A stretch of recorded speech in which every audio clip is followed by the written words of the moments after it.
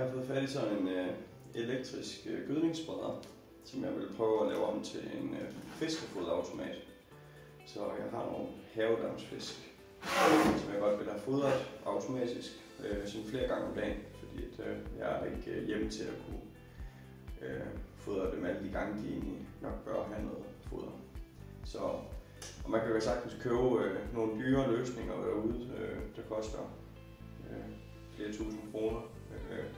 Og man kan også nok få noget til en 1000 kroner eller sådan noget der, og så skal man indstille fodertiderne og sådan noget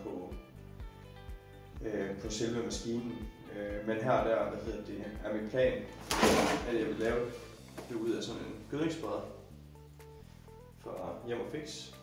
Så, og der er sådan en fin mølle her i og noget tragtværk, og så er der sådan en lille låge, der kan åbnes, når man trykker på knappen. Og ja, så er der et hjul her, der spænder, og så skyder det her gødning ud, som så skal være fiskefoder. Og så kan man så justere hastigheden her, hvor hurtigt det skal gå. Så, og så har jeg købt sådan en her, en omformer. Så i stedet for at den kører på batteri, som den gør i dag, der sidder batterier i bunden af den. Det vil jeg så lave om. Så vi tilslutter den her strømadapter, og den kan reguleres fra 3 til 12 volt, den her. Så det skruen bare kunne passe til den her. Jeg kan ikke helt huske, hvor meget strøm det var. Men der stod på et andet sted.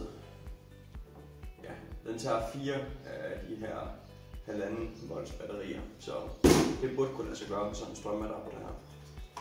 Og så er planen egentlig, at vi skal have den monteret i en spand.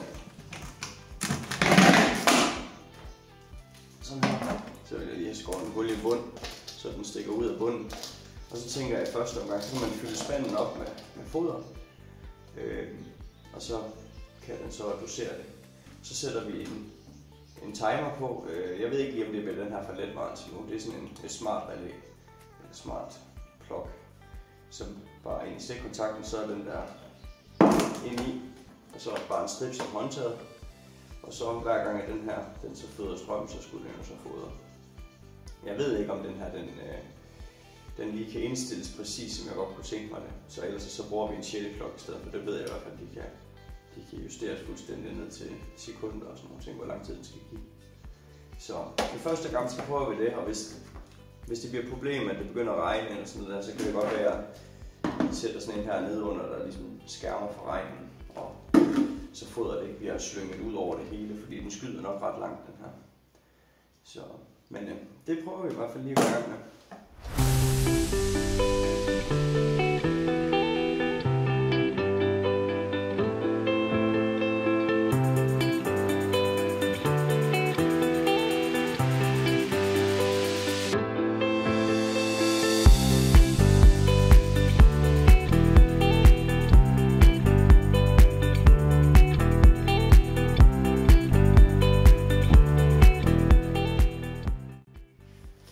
Så fik vi den skæld lavet, og vi har motoren, der får det hele til at spille.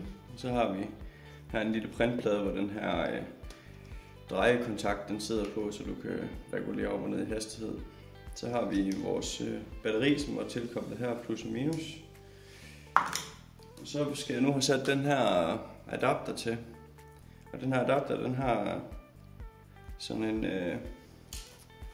en lille regulator her bagpå, så der kan du ændre den fra 12 volt, og så kan vi skrue den ned til det, vi skal bruge. Og vi skal nok have den ned på 6 volt. Sådan der. Så må vi se, om det virker. Jeg prøver lige at lave en lille tester. Hvis vi nu tager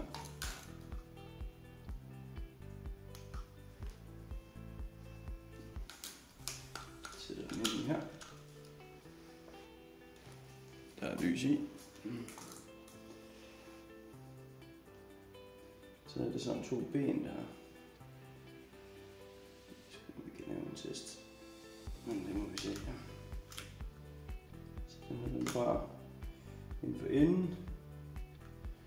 vi se, hvad jeg kan huske her. Hvad den siger. Plus er inderst, og minus er på ydersiden. Så plus inderst, og minus på ydersiden.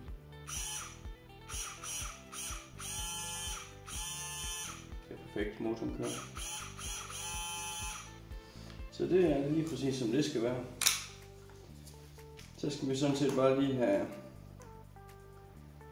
sat en ledning fast hertil, så vi kan få noget strøm til den. Så det arbejder vi lige videre på.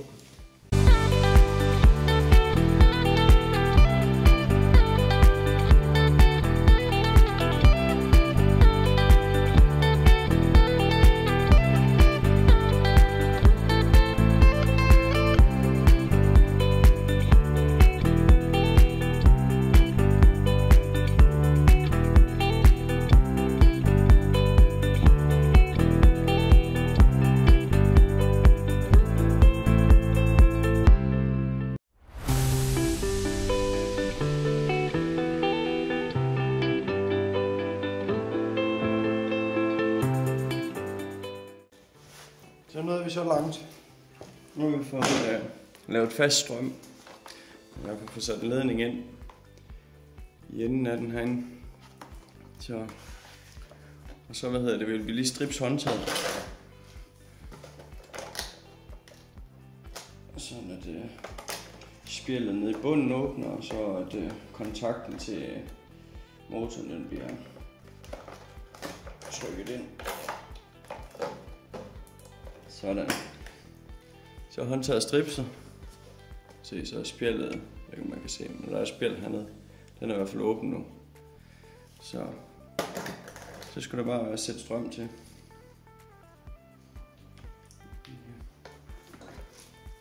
Vi har vores adapter, og så har vi det her.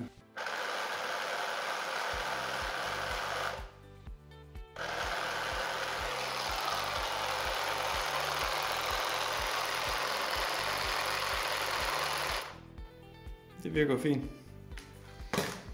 Jamen, så er det bare lige at smide den tilbage i spanden her. Så må vi se, vi skal have ledningen ned igennem.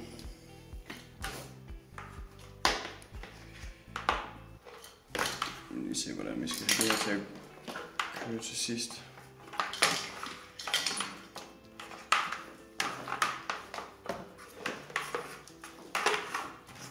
Jeg ønsker, det ikke var så lang ledning.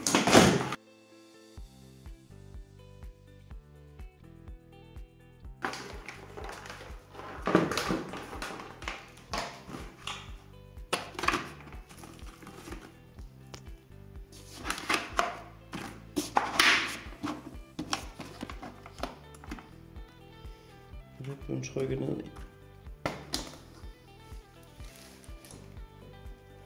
Så er det bare noget fiskefoder i og teste.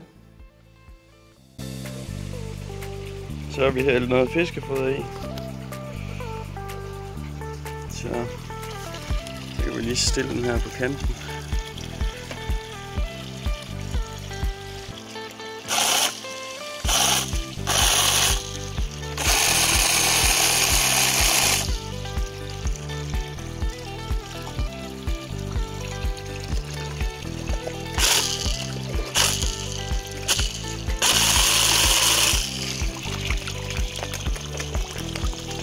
Det virker jo ganske fint.